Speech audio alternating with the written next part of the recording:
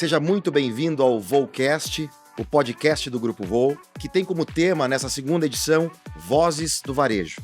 Estamos falando diretamente dos pavilhões da Expo Center Norte, em São Paulo.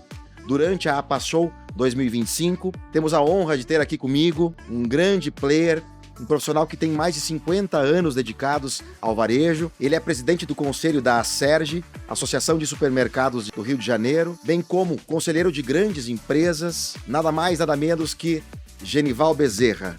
Gostaria de te agradecer, Genival, pelo carinho, pela oportunidade de falar aí com o público e compartilhar teu conhecimento, que a gente sabe que é tão respeitoso. Muito obrigado, meu amigo. Eu que agradeço, Rafael, porque esse convite é um convite especial, porque está num lugar dessa forma, com essa estrutura. E falar de experiência de varejo é uma coisa que me encanta e que eu faço ao longo do tempo e faço com muito prazer. Eu não sei o que seria de mim se eu não trabalhasse em varejo, porque é um negócio que eu amo e faço com todo carinho. Mesmo hoje, sem estar direto nas empresas operando como eu operei ao longo da vida, que saí de repositor a presidente de empresa, e hoje contribuindo na associação para os pequenos, médios e grandes varejistas, para fazer esse negócio cada vez melhor e desenvolver esse setor que eu tanto amo e que faz uma diferença enorme na vida das pessoas.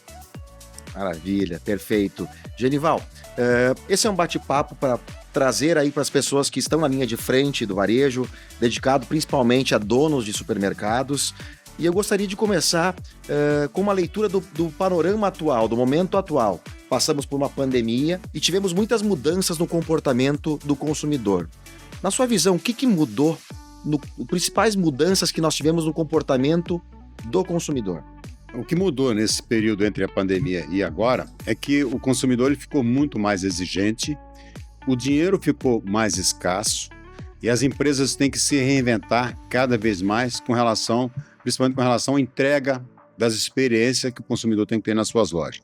Ele está mais exigente com a qualidade do serviço, qualidade do mix e com o nível de preço que você oferece. O preço, você não precisa ser muito mais baixo, também não pode ser o mais alto, tem que ser um preço justo. Então, o que mudou foi isso. O consumidor mudou o comportamento dele, ele descobriu grandes possibilidades hoje de comprar em qualquer lugar, via internet, via um celular, e não precisar ir na sua loja física.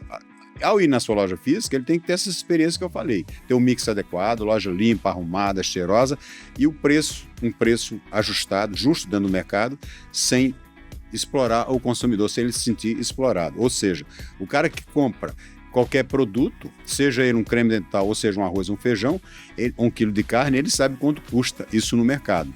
Então você não precisa estar muito abaixo desse mercado, mas também não pode estar muito acima, porque ele foge do seu negócio. Isso é uma consequência também da informação que hoje o consumidor tem, que antigamente não tinha, né, Genival? Hoje o consumidor está mais crítico e ele tem acesso ao comparativo de compras. E se o supermercadista não estiver pronto para que o mercado oferece como preço, ele pode, então, sofrer uma perda de compra. Antes ele tinha só, via televisão, as empresas que anunciavam na televisão, canal aberto principalmente, aí ele fazia a comparação de preço. Hoje ele tem na palma da mão dele os preços de todos os players que existem na cidade onde ele mora. Na cidade, no estado ou no país até. Ele hoje consegue pesquisar preço em qualquer lugar do país, até fora do país. Então hoje a facilidade que ele tem de comparar é muito grande. Então isso mudou todo esse cenário de varejo de uma maneira geral. Eu diria para você que hoje está todo mundo preparado e dentro do time que o mercado exige.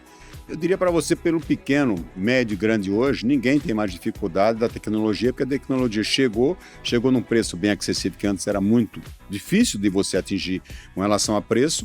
Então hoje esse negócio já está muito menor do que no passado. Então todos os varejos, de modo geral, que seja pequeno, médio ou grande, já tem essa tecnologia e já sabe da importância que tem esse negócio da tecnologia no seu negócio. Ou ele entra nisso, ou ele participa disso, ou ele fica fora e ele vai perder o time e ele tem que sair do negócio. Porque hoje, você olhar 4, 5 anos atrás, antes da pandemia, se você olhar a venda delivery, era 1%. Hoje tem empresas que chegam a 15%, 20%, mas no mercado nacional, com certeza está acima de 5% hoje já. Então, esses caras, olhando esse negócio, e você perder um negócio onde você tem uma formatação que tem custo diário, se você perder 5%, 10%, você está perdendo muita coisa. Então, assim, diria para você que com relação à tecnologia, todo varejo hoje ele está preparado e está se adequando, já se adequou a esse novo modelo atual. Genivaldo, a gente sabe que o senhor é um grande conselheiro de grandes empresas, então você provavelmente está ouvindo diariamente dores que esses proprietários reportam a você. Se tivesse que elencar 3 grandes desafios que você escuta hoje diretamente do dono do supermercado, quais seriam essas 3 principais dores que você ouve quando você está diante de um dono de um supermercado? Primeiro desafio, que nós agora de manhã, no café da manhã, a gente teve a oportunidade de discutir numa mesa de café com 2 empresários, donos do supermercado, sobre esse assunto. Assunto número 1, pessoas, gente. Primeiro, arranjar a mão de obra. Segundo, a qualificação dessas pessoas. E o terceiro desafio é você encontrar um modelo de gestão que agrade tanto o consumidor, fornecedor e o cliente. Então, e o funcionário. Aliás, é funcionário, fornecedor e consumidor. Você agradar esses três, esse desafio que você tem, que o empresário tem hoje. E aí a história da dificuldade da mão de obra passa muito pela qualificação que você tem que fazer, muitas das vezes, dentro da sua própria casa. A mão de obra, ela está difícil para você e para todos os varejistas.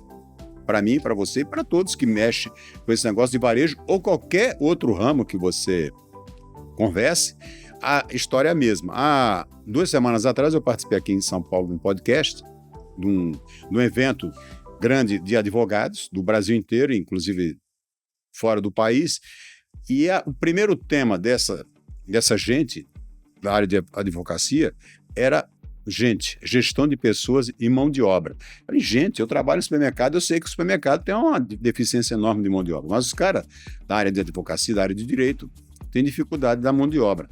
Então, o que é que as empresas estão fazendo diante dessa dificuldade de arranjar mão de obra e qualificar as pessoas? O que é que você, cada um, empresário, está fazendo na sua empresa para conseguir trazer essas pessoas para a sua empresa e reter essas pessoas na empresa? Qual é o movimento que você está fazendo de retenção?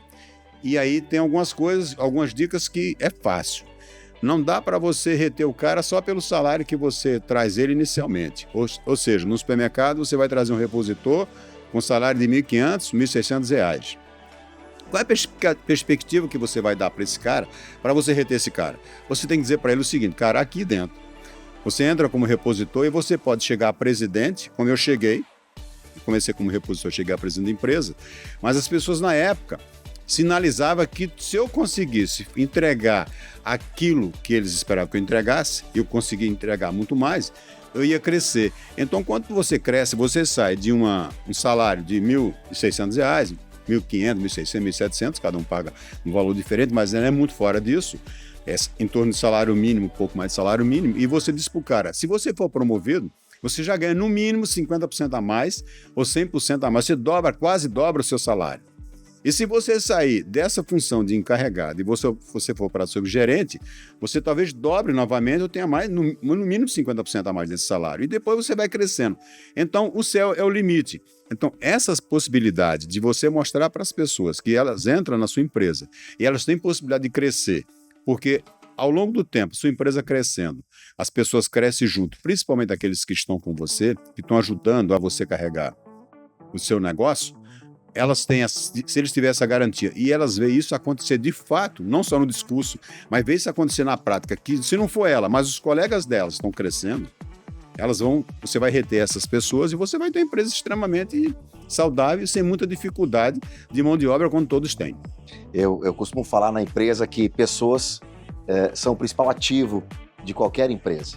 E ainda se percebe muito turnover nesse segmento varejista, né? Nós vimos aí, inclusive, o presidente da APAS trazendo agora uma campanha muito forte. Existe um gargalo de vagas muito grande, salvo engano, na faixa de 30 mil pessoas que estão sendo procuradas, e está sendo feito um trabalho muito interessante, Genivaldo, de começar a conscientizar a população que o supermercado pode ser sim um bom plano de carreira. Isso é importante começar a divulgar, não é? Com certeza. Você falou em 30 mil, deve ser aqui em São Paulo. No Brasil, a gente tem mais de 300 mil vagas em aberto na nossa área de supermercado, sem conseguir preencher. Mas eu diria para você que, assim, nas empresas que eu já trabalhei em empresas com turnover acima de 80%, E trabalhei numa empresa que eu cuidei durante muito tempo, do início até o final dela, até ela ser vendida e eu sair do comando, eu tinha um turnover de 2%, 3%. E aí, assim, e como é que você conseguiu? É que eu treinava as pessoas, eu habilitava as pessoas a crescer dentro da empresa. Todas as funções que tinha de crescimento dentro da empresa, eu fazia um recrutamento interno e pegava as pessoas de dentro, promovia essas pessoas e trazia pessoas de fora para começar com salário base, aquele salário inicial, mas com a promessa: se você entrar aqui na primeira função, no primeiro degrau, você pode chegar até o último degrau, se você se esforçar, ter bom ânimo e você entregar sempre além daquilo que é pago para fazer. Então, assim, é fácil, dá trabalho, mas as pessoas precisam ter essa disposição de ouvir as pessoas e dizer para as pessoas: aqui você tem possibilidade de crescer. Porque quando eu fui para supermercado, eu era office boy, eu trabalhava em escritório, e quando eu fui trabalhar em supermercado como repositor, as pessoas me chamaram de louco: você é doido, isso é uma escravidão, paga pouco, trabalha muito. E lá na época era de sábado a sábado, não tinha domingo, domingo era fechado o supermercado.